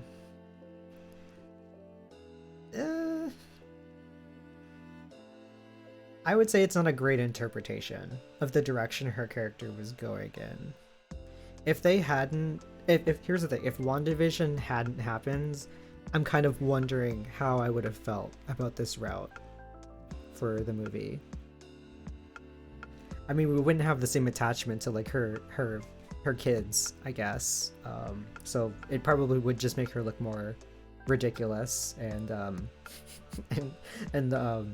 unreasonable, I guess. So I think in that sense, I don't know. Like I think that might be a flop if that's the case. I mean, I don't love how reliant on watching other stuff you kind of are now, if that makes any sense. I mean, Marvel movies have been doing that for a while, but I feel like we've definitely started entering the phase of movies that are really hard to follow if you don't watch the other stuff, especially if you don't watch the Disney Plus stuff. This definitely could have been worse as far as missing details, but just like I just remember reading like at the interviews like after the fact, because I went on a Google deep dive obviously after this movie, with them being like, we really made sure that you wouldn't have to watch WandaVision in order to appreciate this movie. And I'm just like, okay, but Sam Raimi didn't watch WandaVision, so where does that leave us? She definitely becomes the hysterical woman, which is unfortunate. Should have had a multiverse Wanda come in for our Wanda to fight. Maybe the directors as a group agreed to minimize WandaVision's resolution by saying she learned to let go of Vision. But her kids, yeah, no, it's just like, I get that not all grief is the same, and like, you know, grieving a child is different from grieving like a spouse, and that grief is cyclical, and that again, it's not that Wanda can never make a similar or the same mistake again in the future, but narratively you have to do something creative with it. It can't just be like, oh, she's gonna do this again, because in the real world, somebody making the same mistakes over and over again is frustrating. In media, somebody making the same mistakes over and over again, okay, let me amend that for the first phrase. It's like frustrating, but it's like, it can be very mundane. And it doesn't have to be super interesting because it's the real world. When you're making a very specific and focused piece of media and you're trying to tell a compelling and engaging story, repeating the same mistakes over and over again gets tiring. That is what we call girls. That is what we call, honestly, parts of Insecure, which I hate saying because I like Insecure, but I'm going to be completely honest with ourselves. It's just like, it is rehashing and retreading a little bit. Actually, no, is it even retreading if it's kind of just erasing character progress? I would say that. I think it's almost retconning. I had a very long debate with somebody about how exhausting the Marvel movies TV show universe is getting to consume, and it's building anticipation out of people hoping for another Infinity War. I don't even know. I don't know what the direction of this phase is supposed to be. I would rather just have self-contained films at this point. I mean, that's why I like Shang-Chi. It's like completely self-contained. Like, yes, it features like another character. Well, actually, it features a couple of characters from like previous movies, but like, it's still like enjoyable on its own. It has a narrative arc that works within itself. It doesn't resolve necessarily everything for all of these characters, but it resolves the story. It's not a perfect movie, obviously, but it's just like, I felt a complete narrative arc for all of the characters in that movie. I didn't feel a complete narrative arc with the characters in this one because Wanda dies. Well, quote unquote dies. I think she's still alive, and even if she's not alive, they can just bring another. They can just bring in the Wanda that hasn't killed the Illuminati, which honestly I think would be a shame. I want chaotic Wanda that's been through all of this shit. I see it as a relic of Marvel and how they wrote week to week at the seat of their pants with little direction to go unless you get tanks midway. I thought that was one of the reasons people didn't like Marvel comic writing. Yeah. It's like, not only is like Marvel getting like too big for a little bit too big, but now that you've introduced the multiverse and like the potential of like bringing other characters back, like, I get that they set up rules about incursion so that like these multiverses aren't allowed to interact too much, so you can't just straight up revive a character, but you can functionally do it. And I get worried when that sort of mechanic is introduced to like a narrative universe. Slowly devaluing heroes over time if you open the gate for everyone to come back. Yeah, because then like you can literally bait a character that people miss, like in a trailer, and be like, oh my god, they're bringing them back, or oh my god, surprise reveal.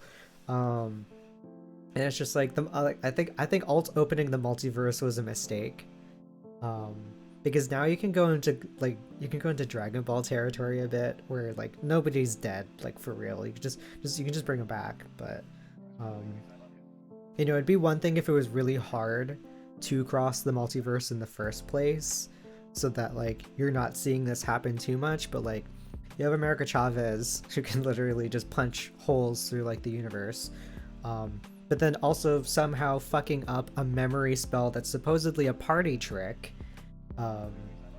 in No Way Home can apparently open the doors to other universes coming in, and then they just kind of close it, I guess, question mark, and then it's fine. But it's like it's a mistake that they can very clearly replicate. Like he just needs to distract Doctor Strange again during another spell. Like the rules of the multiverse don't make any sense, and like the limitations that they put on it narratively also don't make any sense. And then it also kind of, it's another thing that that Marvel's running into with sort of creating inconsistent rules and for itself when it comes to which characters can return, and sort of basing its storytelling around contracts, is Wanda being quote unquote dead is like the only reason they did that was because they established that she was too powerful, that she could just be like, she could just one shot whatever the next enemy is, so functionally she has to be dead in order for the next conflict to have stakes, because that's kind of lame.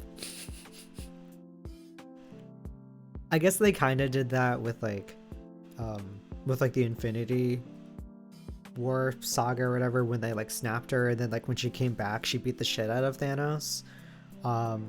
But again, we didn't have that. Like I feel like that was kind of different though, because that was kind of like indiscriminately like a way to like get rid of a bunch of characters. Now it's like it's very clear that they're shelving her so like she can't like kill God, assuming the next big villain is just God. And again, like, air quotes, dead. I know she's not. If you don't show a body, she's not dead. And also, like, I don't want her to be dead.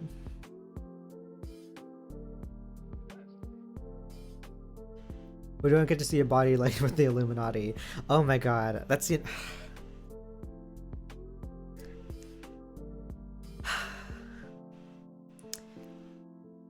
That is like the only reason why I could never give this movie a 0 out of 5 stars, to be honest. That's like kind of the only reason. That is keeping me here. But I mean, there's other reasons too, but that's kind of like the main one. I thought the Illuminati fight was like so funny, which is like maybe a little fucked for me to say, but I mean, because like they're pretty, maybe not necessarily graphic deaths. Well, actually, I'll say graphic for like a PG movie, but for PG-13, only a couple of them might be skirting the line a bit. But it's like, it's not like we're seeing like disemboweling or whatever. Like we didn't fully see Peggy getting like chopped in half. We didn't see well, we did see like a guy's head explode from the inside though. So we love compromise for the rating. I'm interested to see what the original direction of like the movie was though, and if it goes like harder on some of that stuff. But movies would be dead without the power of irony. Yeah. I don't know. I think I don't want to say this is the last talking point that I want to get on, because I always spiral out of control like after it anyway, just because that's how my brain works. But I think this is, well, because we have already talked about how I feel like this isn't how they should have handled Wanda. I don't like the implications of like how it warps the really hopeful narrative of processing grief that WandaVision gave us, with her just completely forgetting all of that and then blaming it on like she's being corrupted by like by the Darkhold or whatever. Like I think that's dumb. I don't think that's good. But I think to tie back to like the emotional center of like the movie that I felt like it was like lacking. So I might just be projecting other multiverse films onto it unfairly. That's fine. But I think something that they sort of like hinted at in this movie was very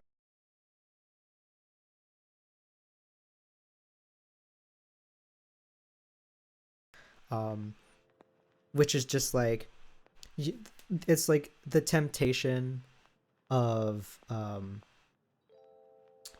other lives that might be better than yours, and then ultimately you having to accept where you are. It feels like they did tease that a bit with like Doctor Strange and Christine, and then like Wong talking about if he's like thought about other multiverse versions of himself, and then like sort of having to be happy that he's here. I know that one of the things people said to like Wanda, and she didn't listen to them, so it didn't matter. But she listened to herself when she told herself that is you need to be happy knowing that in these other universes your children are loved. Like that should be comforting enough. And I mean, like, girl, just adopt, but or you know, have your own kids. It's not that deep, but yeah, it's like the idea is kind of there of like the narrative arc for them is going to be like learning to accept where you are and learning to be happy with the life that you have. And they don't really capitalize on that much outside of just having Christine be the companion for like the third act of the movie, who then takes up more screen time from like America.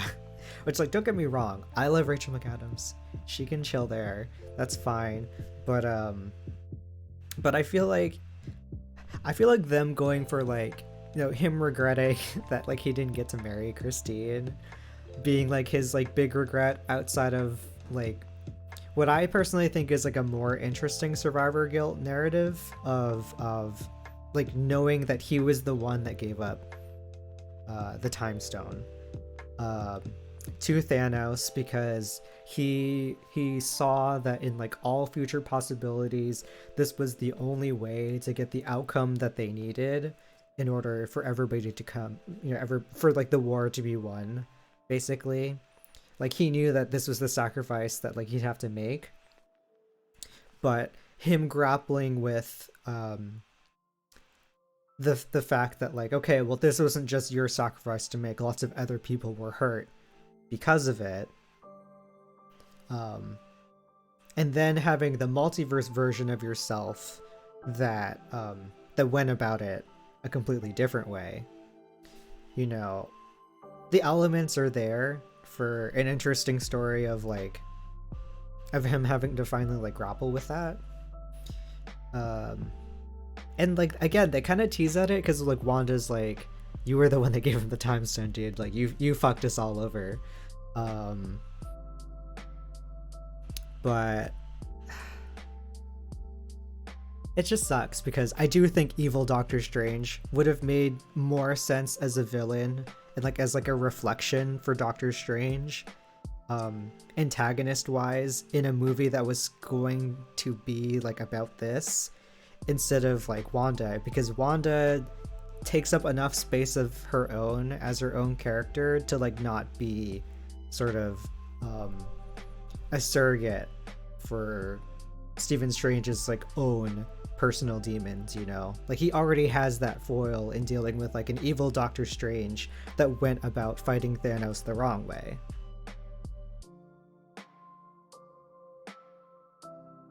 Rachel McAdams really had to work to sell that empty writing because she's a baddie and she knows it, but you can only do so much. Yeah, literally though. I feel that way about Brie Larson because she's a great actress but then was given a stinker. Pretty much. I mean, Doctor Strange is pretty weak in the films. It's probably better to just match him to himself instead of a villain that'll consume his narrative. Basically, yeah.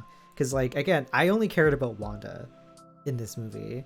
And then, like, also hoping that America was gonna get... was gonna get to do more. Like, if Doctor Strange died in this movie, I wouldn't have cared.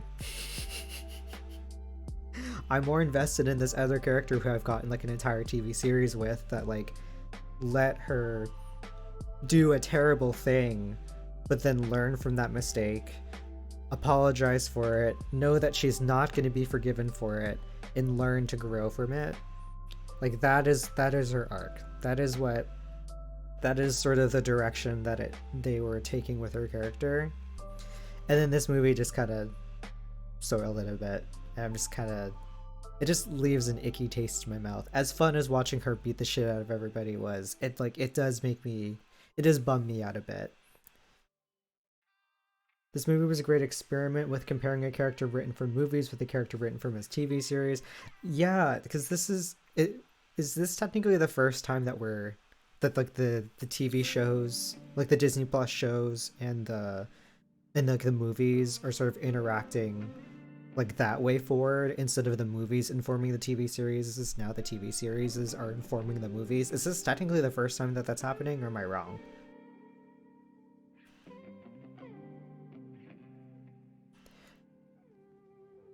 I think this is the first time it got highlighted so much. Her writing got simplified to balance her to the movie's level. I mean, yeah, because like when she's not the main character, you can't explore that grief in the same way that you can with a protagonist. Because we'll take like another character who explores grief in like a movie that is like handled relatively okay as well. Is in my opinion, I would say Shang-Chi is like, I mean, he's being like tempted by, well, one, he's being corrupted by the rings, so we have a parallel there. He's being tempted by demons to like free evil spirits, like to free the soul eaters, I think that's what they were called, in order to like save his dead wife. I mean, we're getting like this, it's literally the same narrative. But we perceive these characters differently because, one, we have more experience with one because we got to watch an entire series with them, but two, it's because they're coming from different perspectives. We didn't grow up with the Mandarin's perspective. We don't spend the movie following his motivations to save his wife from that lens. So we only see him as like he's a sympathetic figure, but ultimately he's still at odds with our protagonists who are trying to stop him from doing this very misguided thing. It's like different, you know, in the same way that like if WandaVision focused on Monica more than Wanda, then like that would frame how we felt about the finale as well, I think, anyway. But yeah, I don't know. I mean, my biggest criticism, I guess, would be this movie needed more Monica, apparently.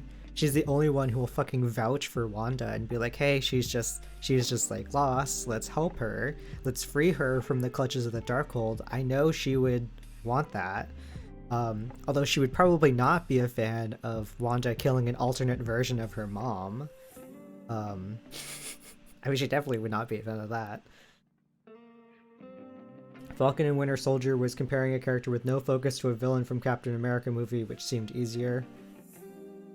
Okay, I'll be honest, I still need to finish Falcon and Winter Soldier. In my defense, okay, so I was put off to it because, and I recognize that this is unfair, but this just is what I needed to do for myself at the time. So if anybody remembers, Falcon and Winter Soldier, the first episode aired literally the same week. It was either the same week or like the weekend after the mass shooting against like a bunch of Asian women, and it sort of highlighted a season of anti-AAPI violence and like hate. And because of that, watching the first episode of Falcon and the Winter Soldier with the flashback of Bucky killing an Asian man out of like anybody that he could have like killed, it's like an innocent unarmed Asian man, it just kind of triggered something in me. I was just like, this isn't a show that I can watch right now. I know it wasn't, I know that that Bucky wasn't specifically targeting him because he was Asian. Obviously, it just kind of like it poked a part of my brain that like made me uncomfy. And I was just like, I'm gonna leave this in the background for a bit, and then because of that, I just never felt like, because I wasn't watching it with like everybody, because at that point I'd watched WandaVision with everybody at the same time. I just felt disconnected from it, so it's just not a show that I prioritized. It was annoying watching it because they used a lot of black military veterans and culture allegory. That's what I heard. Yeah. But I'm derailing bringing up Falcon and Winter Soldier. No, that's fine. I mean, like, it does tie in with like the conversation about sort of the crossover with between like all of these. If I'm being honest, if okay, so this might also be a very controversial opinion. I feel like if we were gonna pair Doctor Strange with any of the pre-existing Disney Plus series, I definitely wouldn't have done WandaVision. I probably would have done Loki, or even just bring in like What If a bit more. I know they kind of did with like Multiverse Peggy, but like I feel like those characters wouldn't be eating up each other's time as much, and then you can have evil Doctor Strange be like the villain. Loki seems more on level with Doctor Strange. I kind of agree. Yeah, like I don't feel like they'd outshine each other. I kind of wish they just stuck to animation like DC. That'd be interesting. I guess I haven't really thought about that.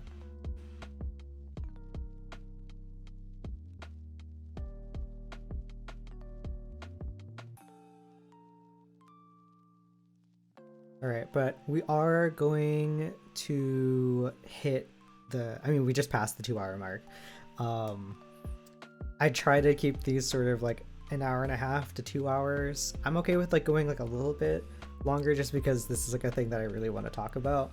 But I am kind of like noticing that like, okay, most of my talking points I think have sort of like settled with the movie. To like sort of summarize, I think America Chavez was mishandled. I think the multiverse was underutilized. I think evil Doctor Strange should have been the villain. I think Wanda should have just gotten just give us WandaVision season 2. And I think it should have been campy horror. But those are my main thoughts about I keep wanting to call it WandaVision Multiverse of Madness. I know that's not what it is, but my bias is very clearly showing. Those are my main thoughts for Doctor Strange and the Multiverse of Madness. I don't hate this movie. I still had fun watching it. It's just kind of maybe not for all the right reasons. But that's okay. I know that I'm not the only one who sort of has this opinion. A lot of the points that I've made tonight have been said a million times over the internet. I know the Wanda hive has not been super keen about her portrayal and how they handled her in this movie. I don't think Sam Raimi not watching WandaVision really helps his own argument personally. But do I think it's like the worst MCU movie? Like, no, definitely not. I just hope for now that the multiverse is opened, well, one, I kind of hope that they kind of like close it a bit, kind of keep it constrained to like What If and sort of more fun stuff. But because ultimately, if it's not, oh my god, I need to stop saying ultimately. I mean, if I think about a multiverse movie that like I actually like enjoy, that uses the multiverse well, it's just gonna be Into the Spider-Verse. Just watch Into the Spider-Verse, and like have your head canon for WandaVision just end with season 1, and then like Wanda doesn't exist in like the rest of this until they bring her back and do something less stupid with her. I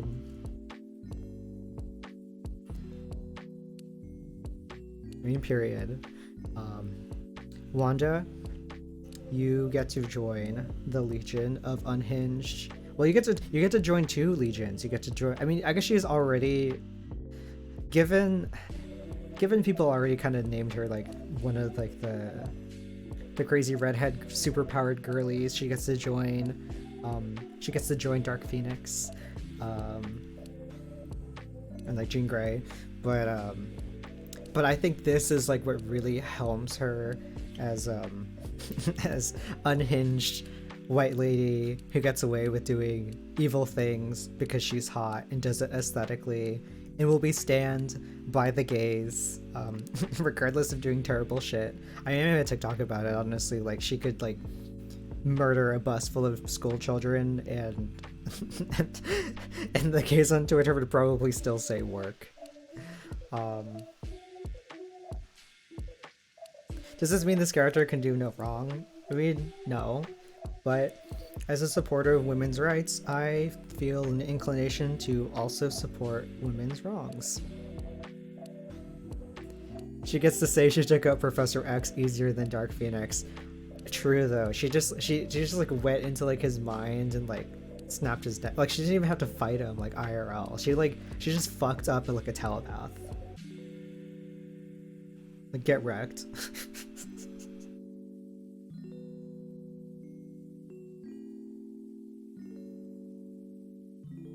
Well, with all that being said, I want to thank everybody who came through tonight and listened to my silly little thoughts about a silly little movie.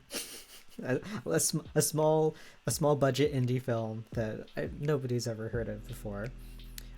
As a reminder, I stream on twitch.tv Girl Next Door Podcast at 9:30 p.m. Eastern Time on Mondays, Wednesdays, and sometimes Fridays. I try to post the VODs of these to the YouTube channel the next day. I've been sort of dealing with some other busy shit in my life, so it might affect like the upload schedule a little bit, but we'll see. I mean, you'll know if you're like watching this in the future because you'll see the upload date. But until then, hope y'all have a great morning, afternoon, evening, whenever you're watching this. I'll catch y'all soon. Bye.